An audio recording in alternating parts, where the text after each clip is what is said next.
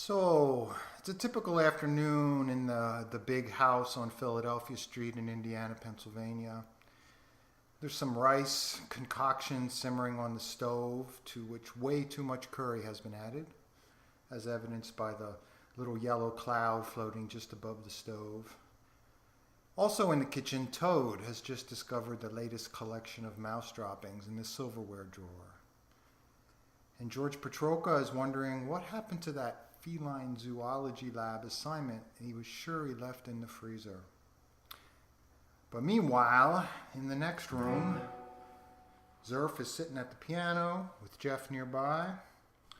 They're oblivious to all of that other stuff because this afternoon, A.A. Milne is in the house. And here's what he's saying.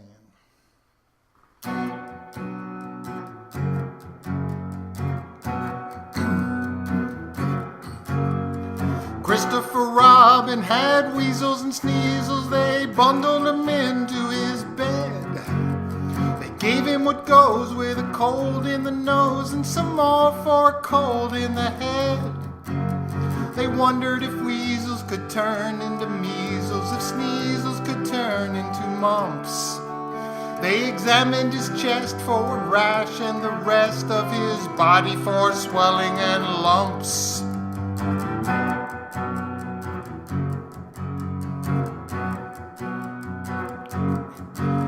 They sent for some doctors in Sneezles and Weasels to tell them what ought to be done. All sorts and conditions of famous physicians came hurrying round at a run. They all made a note of the state of his throat, and they asked if he suffered from thirst. They asked if the Sneezles came after the Weasels, or if the first Sneezle came first.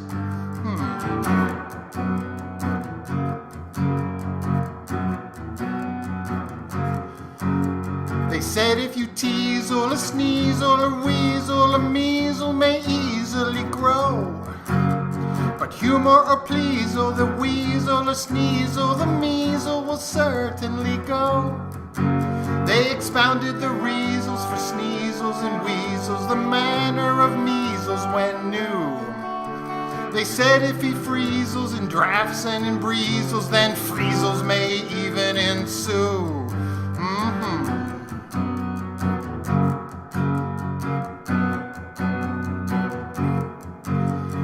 Christopher Robin got up in the morning, the sneezles had vanished away. And the look in his eye seemed to say to the sky, now how to amuse them today.